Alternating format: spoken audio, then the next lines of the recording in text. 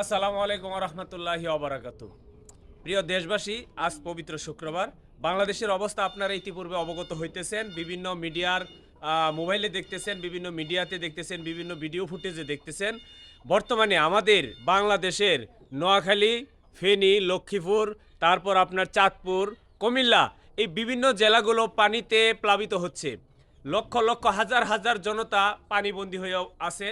তো আজকে পবিত্র শুক্রবার, এই সুবাদে আমরা সারা বাংলাদেশের প্রত্যেক মসজিদে জমার নামাজে ইমাম সাহেবদেরকে অনুরোধ করব যেন বন্যা কবলিত সকল জনসাধারণের জন্য দোয়া করে।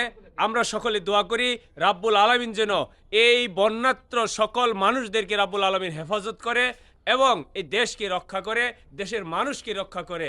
প্রিয় দর্শক, আপনারা এই ভিডিওটা অবশ্যই ছড়িয়ে ছিটিয়ে দেওয়ার জন্য চেষ্টা করবেন। সারা বাংলাদেশের মানুষ যেন ভিডিওটা পায় এবং